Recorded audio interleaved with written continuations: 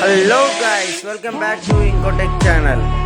ఈ వీడియోలో మనమైతే ఒక ఏఐ ఫ్యూచరిస్టిక్ ఫోన్ గురించి అయితే తెలుసుకుందాం. ఈ ఫోన్ వచ్చేసి మనకి సామ్సంగ్ నుంచి అయితే లాంచ్ అయింది, సామ్సంగ్ జెడ్ ఫోల్డ్ 6. ఇంకా ఈ ఫోన్ అయితే మనకి ఫుల్లీ బిల్డ్ విత్ ఏఐ ఫీచర్స్తో వస్తుంది లాంచ్తోనే.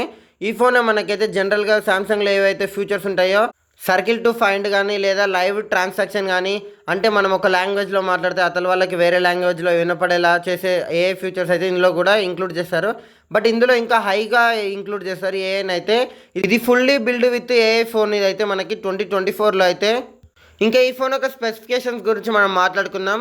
ఫస్ట్ అయితే ఈ ఫోన్ యొక్క డిస్ప్లే గురించి మాట్లాడుకుందాం, ఎందుకంటే ఇందులో మనకి బిగ్ డిస్ప్లే ఉంటుంది కాబట్టి. ఎందుకంటే మల్టీ టాస్కింగ్కి ఇది అయితే బెస్ట్ ఫోన్, ఫోల్డ్ ఫోన్ కాబట్టి.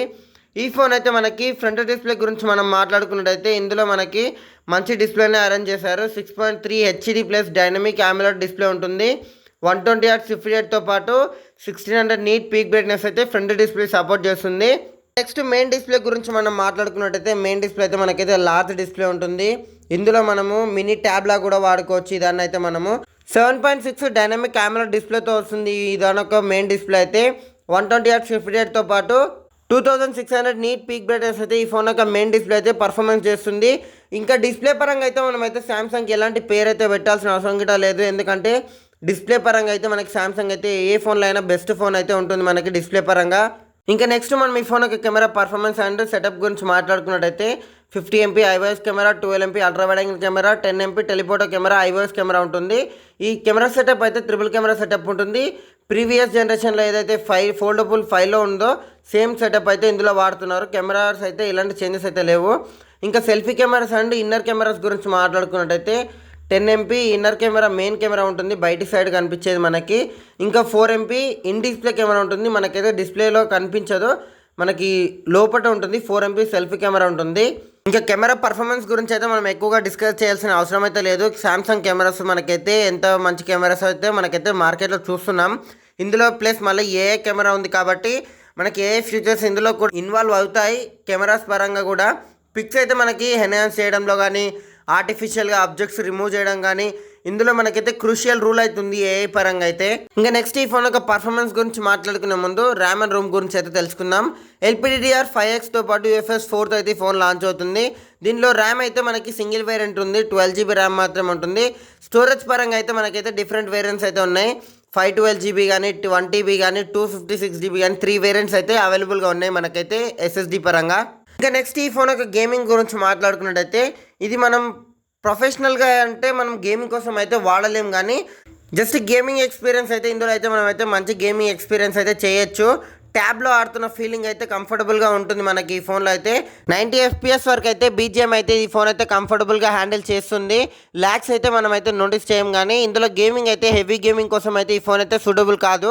మల్టీమీడియా కోసం అయితే ఈ ఫోన్ అయితే సూటబుల్. ఇంకా ఇందులో అయితే మనకి వాడిన ప్రాసెసర్ వచ్చేసి స్నాప్డ్రాగన్ 8S Gen 3 ప్రాసెసర్ని వాడుతున్నారు ఇందులో మనకి. ఎందుకంటే ఈ బడ్జెట్లో ఈ ప్రాసెసర్ మాత్రమే సెట్ అవుతుంది ఈ ఫోన్స్లోకి మనకి, జనరల్ యూజర్స్కి కానీ ఏఐ పర్ఫార్మెన్స్కి కానీ. ఈ ఫోన్ యొక్క పర్ఫార్మెన్స్ మీకు అయితే ఎలా ఉంటుందో కమెంట్లో అయితే కమెంట్ చేయండి. లేదా ఇందులో వేరేది ఏదైనా వాడింటే చిప్ బాగుండేది అనుకుంటే మీరు ఆ చిప్ ఏదో అనేది కూడా కమెంట్ అయితే చేయండి.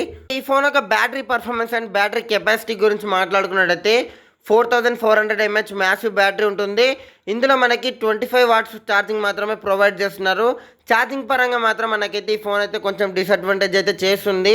బట్ ఇందులో మనకి 15 watts వైర్లెస్ ఛార్జింగ్ కూడా సపోర్ట్ చేస్తుంది, విత్ రివర్స్ వైర్లెస్ సపోర్ట్ ఉంటుంది. కానీ మనకి ఇందులో మేజర్ డిఫరెన్స్ వచ్చేసి మనకి 7+7 సెక్యూరిటీ అప్డేట్స్ కానీ iOS అప్డేట్స్ అయితే ఉంటాయి ఇందులో మనకి. అదైతే ఇప్పటివరకు ఏ బ్రాండ్ కానీ ఏ ఫోన్లో అయితే మనకైతే ప్రొవైడ్ చేయలేదు, జస్ట్ సామ్సంగ్ నుంచి మాత్రమే ఈ ఫోన్లో ప్రొవైడ్ చేస్తున్నారు. ఇంకా నెక్స్ట్ ఈ ఫోన్ యొక్క సౌండ్ సిస్టమ్ గురించి మాట్లాడుకున్నట్టయితే మనకి ఇందులో సౌండ్ సిస్టమ్ అయితే లౌడ్గా ఉంటుంది. బెస్ట్ సౌండ్ సిస్టమ్ అయితే ఎక్స్పీరియన్స్ అయితే చేయొచ్చు మనకు ఇందులో అయితే. ఇంకా ఈ ఫోన్ యొక్క కేసెస్ గురించి మనం మాట్లాడుకున్నట్టయితే మనకైతే 3 డిఫరెంట్ కేసెస్ అయితే మార్కెట్లో అయితే అవైలబుల్గా ఉన్నాయి.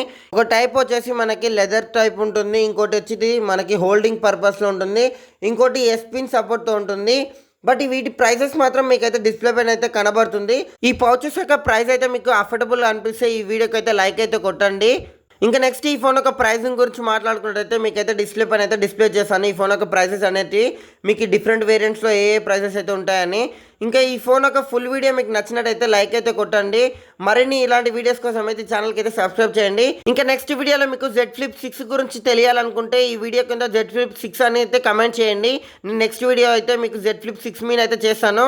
ఈ వీడియోని ఎండ్ వరకు చూసినందుకైతే thanks. Have a nice day.